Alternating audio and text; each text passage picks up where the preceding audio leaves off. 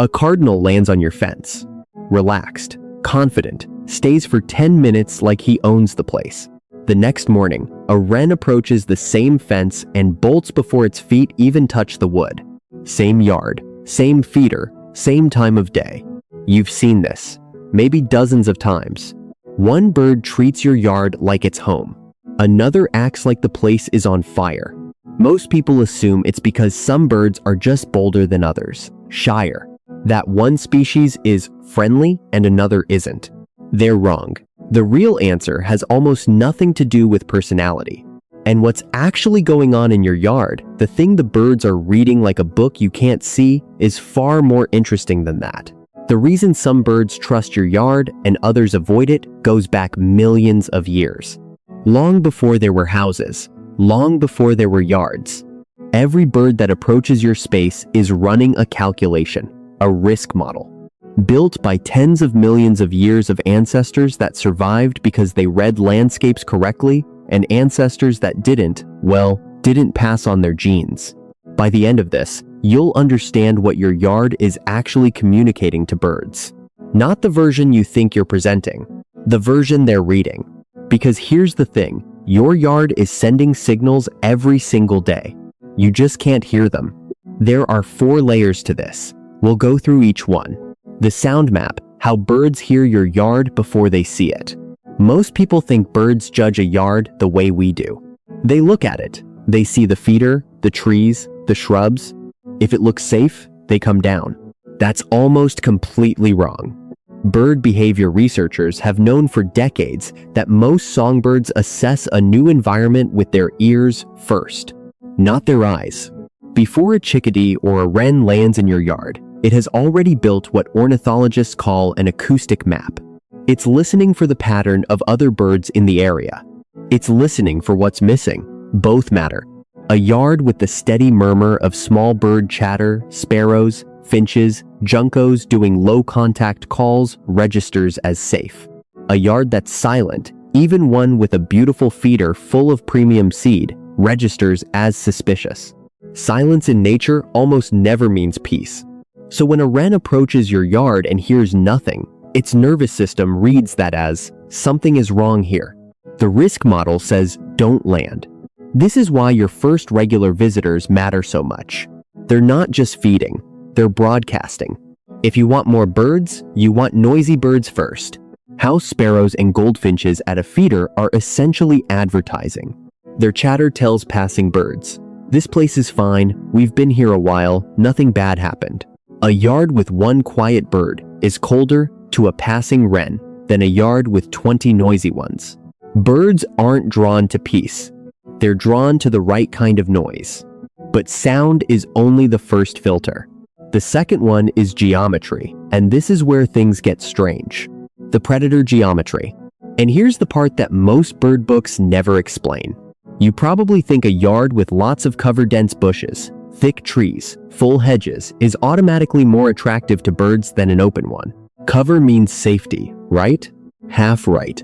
Birds don't just look for cover. They look for cover at the right distance from the food. Researchers studying feeder visitation in suburban yards have found something specific. Most small songbirds have a preferred dash distance, usually between 4 and 10 feet. That's the distance from a feeder to the nearest safe perch. Closer than 4 feet, and the cover is too dense. A cat or a sharp-shinned hawk can ambush from inside it. Farther than 10 feet, and the bird is exposed too long during the flight to and from food. This is millions of years of selection at work. Sharp-shinned hawks and Cooper's hawks specialize in catching songbirds at feeders. They've been doing it forever. The birds that survived were the ones with the right geometric instinct. So when a wren scans your yard and your feeder hangs 6 inches from a thick bush, it's not seeing a cozy setup. It's seeing an ambush trap. And when your feeder sits in the middle of a wide open lawn with no perch within 20 feet, it's seeing exposure with no exit. The single biggest change you can make is the placement of your feeder. 6 to 8 feet from a small tree or shrub. Not closer, not farther. You're not trying to give birds safety. You're trying to match their geometry. There's a difference. But geometry alone doesn't explain why some yards stay empty for years and then suddenly fill with birds. For that, we have to talk about something birds carry across generations. The trust threshold. It's not about food, it's about predictability. Researchers didn't fully understand this part until recently. Pay close attention here, because it changes everything. The natural assumption is, more food equals more birds. Better seed equals more visitors. Bigger feeder equals busier yard. Logical. Also mostly wrong. Birds aren't optimizing for food. They're optimizing for calories per unit of risk and for predictability over time.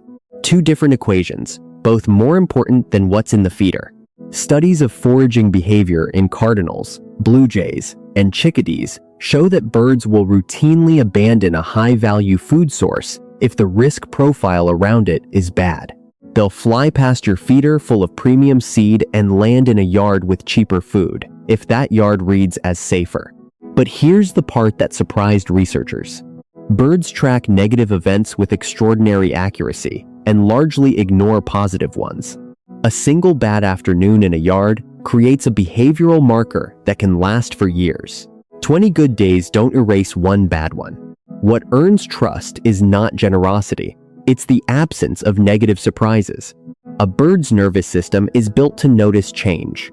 In a wild landscape, change usually means a predator has moved in or a food source has been compromised. Sameness, in nature, is the closest thing to safety. So a yard that does the same thing every day, feeder in the same spot, water at the same level, no sudden disruptions, outperforms a yard with fancier offerings but more chaos. Your yard isn't being graded on how nice it is. It's being graded on how reliable it is. Pick a setup, stick with it. Move things only when you have a real reason. Keep the feeder filled on a consistent schedule. Keep the water topped off. Don't leave loud machinery near the feeder unless it happens at the same time every day. You're not running a restaurant, you're running an environment. The birds aren't deciding whether to eat, they're deciding whether to trust. So why do some birds trust your yard and others avoid it? Here's the complete answer. It's not personality, it's not luck, it's not even mostly the food. It's sound. Whether your yard reads as alive or silent, the moment a bird flies overhead, it's geometry.